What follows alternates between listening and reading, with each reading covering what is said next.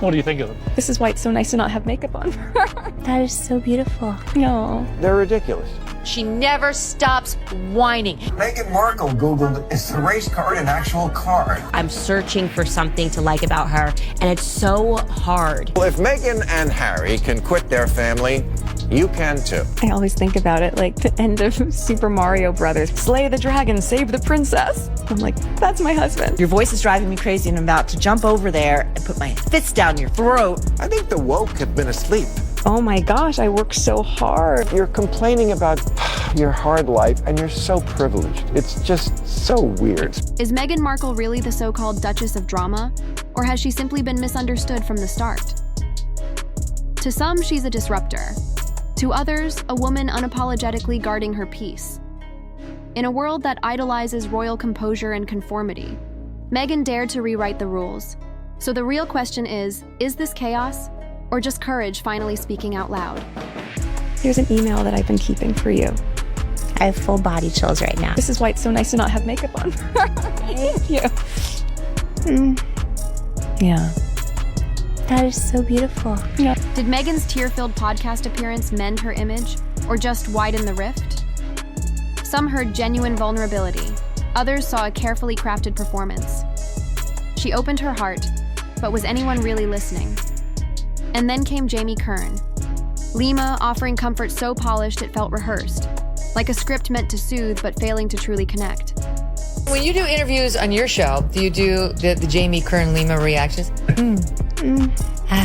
Yes. Oh my God, there's like rock. Let's break down the internet's savage takedown of Meghan's spot on Time Magazine's top 100 list. What should have been a moment of recognition quickly spiraled into a meme fest, where praise was buried beneath waves of mockery. Adding insult to injury, Prince Harry's awkward wooden BBC interview didn't help. Critics were left scratching their heads, wondering what exactly they were witnessing. Behind palace walls, former staffers have whispered tales that paint Meghan in a far less gracious light, less saintly, more self-centered. Her lucrative Spotify deal was cut short, her Netflix series fizzled, and now she's said to be walking a tightrope with what's left of her royal status. Despite all this, she reportedly still signs off as Her Royal Highness, a title that many argue she no longer holds the right to use. Then, nearly 40 minutes into her podcast, a grainy photo briefly appeared, a quaint basket of homemade preserves tagged with a personalized note. It felt oddly symbolic, sweet, curated, but hard to truly see. HRH, Duchess of Sussex, Meghan may no longer be officially allowed to call herself Her Royal Highness, but that hasn't stopped her from emblazoning it on her stationery and gift tags. One such example? A carefully curated gift basket. Ice cream, homemade strawberry sauce, and a handwritten note signed unmistakably, Her Royal Highness. To some, it felt charmingly personal. To others, more than a little cringe. Why? Cling to the full title in private exchanges, especially with close friends? For many, it's a puzzling insistence. After all, most wouldn't dream of referring to themselves that way, especially not after being formally asked not to. Meghan Markle's recent podcast was billed as a stripped-down, emotionally raw dive into her real self. No filters, no royal-y gloss, just truth. But the moment it aired, many listeners felt a disconnect. The tone was deliberate, the pauses almost too perfect, and the vulnerability seemed choreographed. What was intended as authenticity instead felt scripted, leaving critics wondering, was this Meghan baring her soul, or another carefully polished narrative designed to reshape public perception? In the quest to appear genuine, did the Duchess end up sounding anything but? Just think she's crying for sympathy, playing the victim, when there's nothing to be a victim about, and there's also no sympathy to be granted for this life. Honestly, Katy Perry claiming she's an astronaut felt more real than Meghan Markle's attempt to show her true self. The podcast was marketed as deep and revealing, but what we got was a glossy surface wrapped in praise. With Jamie, Meghan's friend, as the host, the episode felt more like a curated tribute than an actual interview. There were no tough questions, no uncomfortable truths, just a series of compliments dressed up as conversation. Instead of peeling back layers, it seemed designed to preserve them. In the end, listeners were left asking, Did we discover anything? Authentic, or just watch another performance in Meghan's ongoing brand strategy? In this interview, Meghan dives into the details of her day-to-day tasks, planning product restocks, strategizing upcoming releases, and managing social media, all of which sounded pretty familiar. She talks about the stress of it all, but honestly, to anyone working in marketing or product management, it just sounded like a typical day. Critics weren't convinced either. Many viewed the podcast and the product launch as a well-timed PR move, designed to boost Meghan's growing lifestyle brand. It felt less like a genuine glimpse into her life, and more like a calculated effort to enhance her public image. Sure, the headlines were buzzing about her product selling out in just 30 minutes, but savvy insiders quickly noticed the catch. There wasn't much inventory to begin with. It's a classic marketing tactic. Create a sense of scarcity, build hype, and suddenly, it looks like there's overwhelming demand. In reality, it's more about optics than substance. Meghan knows how to play the image game, but whether the public is truly buying into it is a whole different story.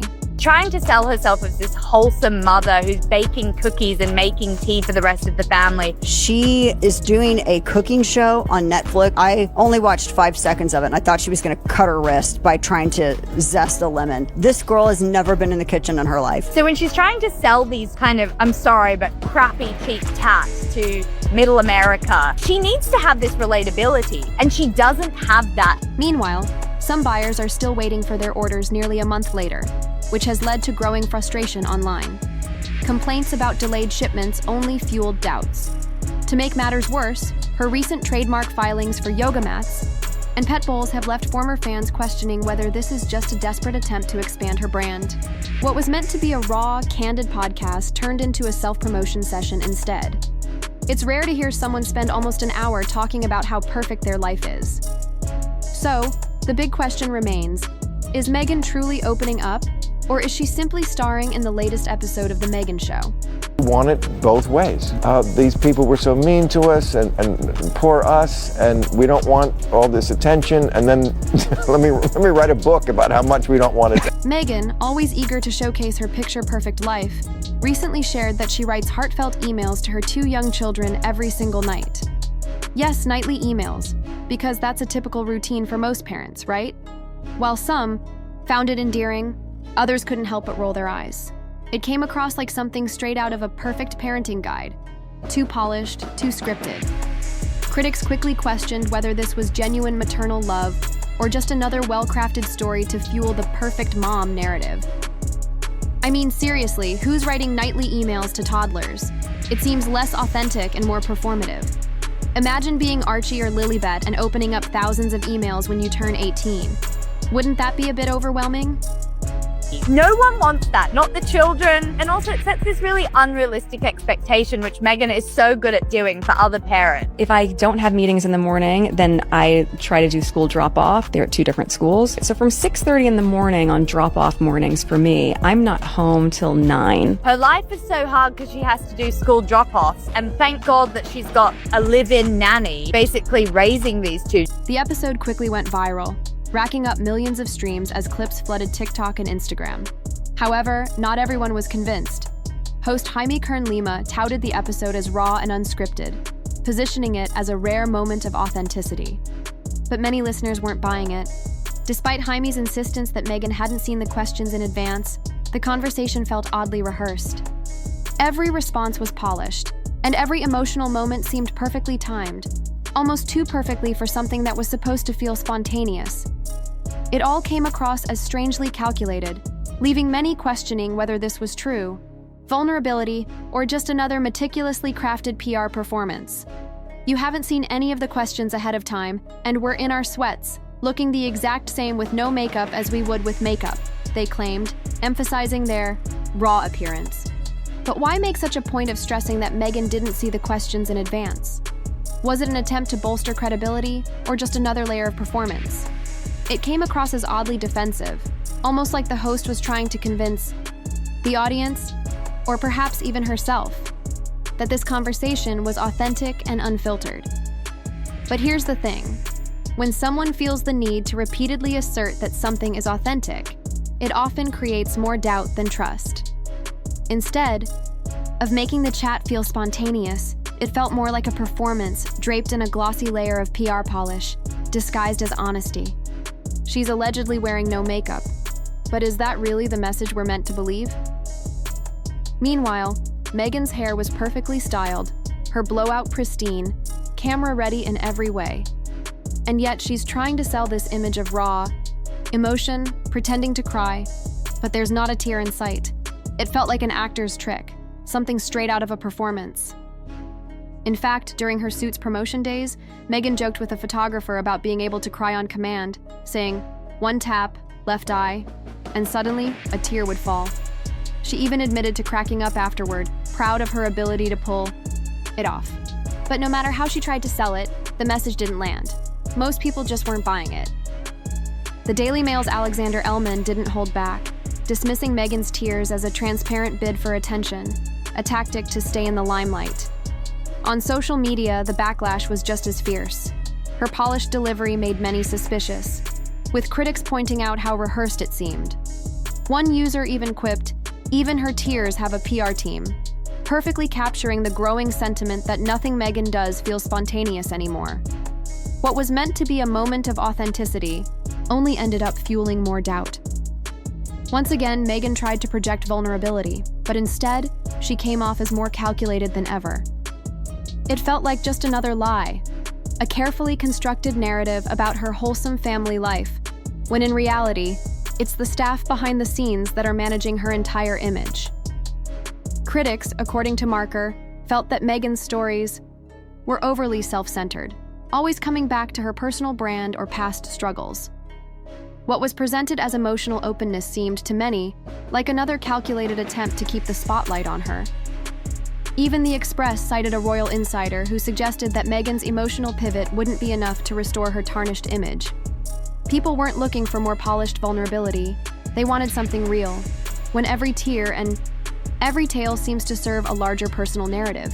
Audiences start to wonder if there's any authenticity left at all. The couple's narrative of victimhood, once successful, seemed to hit a breaking point. As one observer noted, America loves its victims, but Meghan and Harry's story had simply gone too far. The public, it seemed, had grown weary of the constant victim narrative. Meghan Markle's appearance at the Time 100 summit also sparked backlash. What was meant to be an empowering conversation quickly felt over-rehearsed and polished. Viewers questioned the authenticity, noting how little substance was offered. One commentator joked, they couldn't decide who felt more manufactured, Meghan or Blake Lively. Despite not making Time's Cool People list, Meghan likely got invited through her agency. Her comments, like mentioning tiny flower petals on salads, seemed disconnected, leaving listeners confused and calling it word salad. Meghan Markle's speech at the Time 100 summit sparked even more backlash, especially since she didn't actually make the 2025 list. Critics, including former supporters, called her inclusion absurd, pointing to her struggling business ventures. After all, she's currently selling jam, honey, and cupcake sprinkles, hardly groundbreaking achievements. The question echoed across social media. How did she make it onto this prestigious list? Who does she think she is? Gayle King? At least Gayle made history by going to space. According to GB News, critics labeled Meghan a self-promoter still leaning heavily on her royal connections. With her actual influence under growing scrutiny, Time's acknowledgement felt less like a crown and more like a confusing nod. Some argue she married for money, bagging the elephant, and becoming a princess. Meghan herself claimed that before dating Harry, she never Googled him and didn't know much about the royal family. Many believe it was all planned from the beginning. I know someone who knows the ex-husband, and they said she had a vision board with Prince Harry on it even before they met. Yes. Prince Harry's recent BBC interview only added fuel to the fire. In it, he took a pointed jab at King Charles, criticizing his father for failing to properly address his personal security concerns, especially after losing a court appeal on the matter. But instead of gaining sympathy, Harry faced a wave of backlash. Critics saw the move as tone-deaf and self-serving, especially given the royal family's broader responsibilities. What was meant to highlight a serious issue ended up sounding like yet another public grievance. Once again, it raised the question, are these interviews about safety or just staying in the headlines? He lost at the trial court level on his push to make the British royal family pay for his security when he goes to the UK. Once they realize that myself, my wife, and our kids are happier outside of the institution. Please just look at the fact, look at the risks, look at the threat, look at the impact that if anything was to happen to me, my wife, or my father's grandchildren, look where the responsibility lies. What a manipulation. My father's grandchildren, they're going to, and it will be his fault. It's gaslighting on a grand scale. The backlash didn't stop with the interview. The Daily Mail's Sarah Vine slammed Harry's somber tone as self-pitying, accusing him of using King Charles's cancer diagnosis as emotional leverage. Over at ITV News, Palace insiders reportedly called his comments in poor taste, suggesting the timing couldn't have been worse. Meanwhile, the Mirror highlighted King Charles's growing distrust, with sources claiming he now fears any private conversation could end up repackaged for a TV special. Social media wasn't any kinder. Former fans labeled Harry entitled, with one ex-user summing it up as nothing more than a royal pity party disguised as concern. But as soon as Meghan Markle made it absolutely clear that it was all about the money, it was all about the big bucks. It was all about trading off the royal name. She was lining up deals when she was still the Duchess of Sussex, talks with Disney, publishing companies, and Netflix. At that point, the late Queen Elizabeth II, quite rightly in my opinion, said, "No, there is no half in, half out. So you can go, but you lose everything." The broader public sentiment framed Harry's interview not as a heartfelt plea, but as yet another exaggerated grievance, one that only deepened the already fractured royal family dynamic. Instead of healing old wounds, it reopened them on a very public stage. And while Harry's words drew criticism, Meghan wasn't spared either. Conversations quickly resurfaced about her alleged disdain for the royal family and her perceived role in driving a wedge between key family members. To many, it feels like the couple isn't just living outside the monarchy. They're actively tearing it apart, one interview and public revelation at a time. But I have zero sympathy for him. The fact that he is putting his father through this in the final years of his life is hard to overlook. And Meghan, there are members of the royal family who believe that Harry's behavior hastened the death of the late Queen Elizabeth II. I believe that too. That's what I say. I say those two killed the Queen. Megyn Kelly didn't hold back, labeling Meghan a malignant narcissist, a harsh but echoed sentiment across media circles. The Telegraph's Celia Walden dismissed Meghan's podcast as little more than a self-indulgent therapy session disguised as empowerment. Even Page Six reported that lifestyle brands like Goop turned down her pitch to join the wellness space, calling her image too polarizing for their audience. And it's not hard to see why when every tier seems timed and every anecdote doubles as a self-promotion. As brand promotion, critics argue it's not vulnerability, it's performance, and not a convincing one. The act is starting to feel tired, and the audience is growing less forgiving. The podcast with Jamie Kern-Lima was absolutely a car crash. Jamie Kern-Lima is, in fact, a very successful self-made billionaire. However, she first gained fame by appearing on the first series of Big Brother. She seems to think she's the new Oprah Winfrey. But you realize these are the types of people who aren't prepared to ever give Meghan the reality check she desperately needs. Even podcast host Jamie Kern-Lima didn't escape criticism. While meant to be a supportive voice in the conversation, her over-the-top enthusiasm rubbed many the wrong way. Viewers described Jaime's delivery as overly polished and oddly theatrical, with praise that felt more like a performance than genuine admiration. What should have been a meaningful dialogue came off more like a carefully scripted infomercial. The constant flattery, paired with an almost exaggerated tone, made it hard to take the exchange seriously. Critics felt Jaime's role wasn't to challenge or explore, but to elevate Meghan at all costs, even if it meant sacrificing authenticity. Usually when we're together, we're in our cozy sweats and no makeup. So that's how we are today, Jaime said, which only added to the sense that the whole thing was more about crafting a relatable image than actually engaging in an honest conversation. No one's picked up my book proposal yet. Yes, I haven't found my soulmate yet. Everything is yet.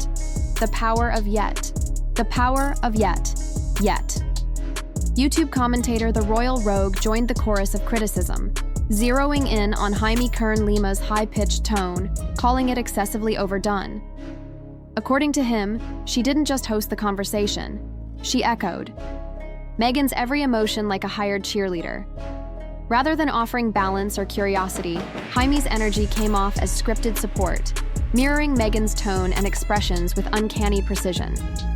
It gave the impression that her role wasn't to guide the discussion but to reinforce the narrative.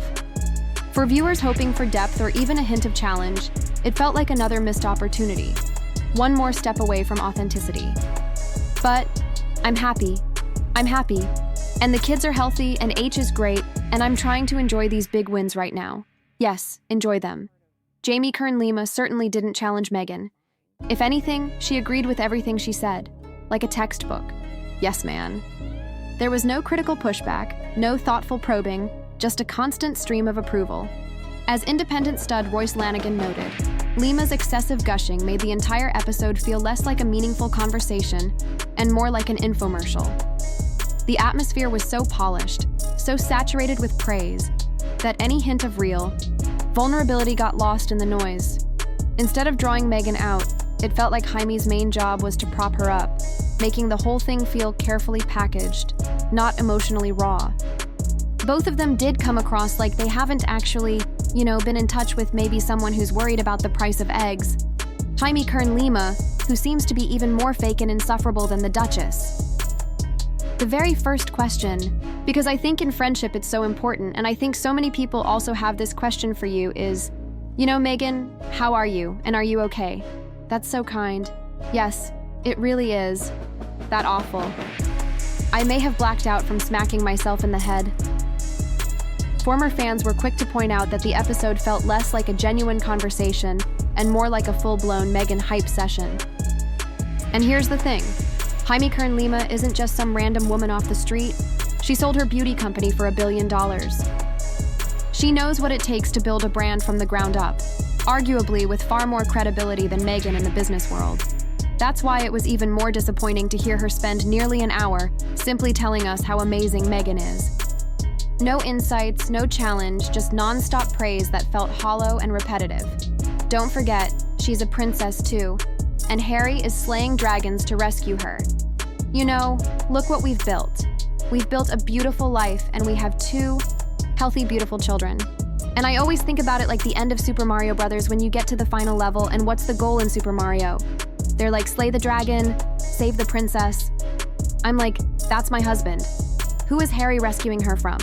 The family she abandoned before making him abandon his. Meghan's tearful podcast appearance and Harry's emotional BBC outburst have reignited the same ongoing debate. Are they finally sharing their truth, or just staging more drama?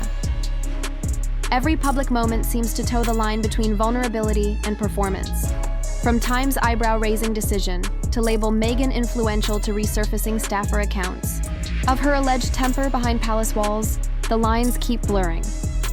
Critics argue that instead of building trust, these carefully crafted moments only deepen the public's skepticism. Is this a couple seeking healing, or just 2 seasoned players? In the ongoing royal media circus trying to control the spotlight on their own terms? Meghan has always claimed that she has a lot of support around her, yet we've heard numerous complaints from people who have worked for her. To critics, they seem like a narcissistic duo, spinning every challenge into a sympathy campaign. To supporters, they're just misunderstood, pushing back against a powerful system. But let's face it, the internet is leaning heavily into doubt these days. More and more people are beginning to question if the so-called Duchess of Drama and her headline-hungry prince are more invested in brand building than in being authentic. The lines between honesty and strategy have never been blurrier. As for the real truth, who really knows? I'm just some guy reading about millionaires and royals from behind a screen. See you tomorrow for another deep dive into the absurdly rich and famously complicated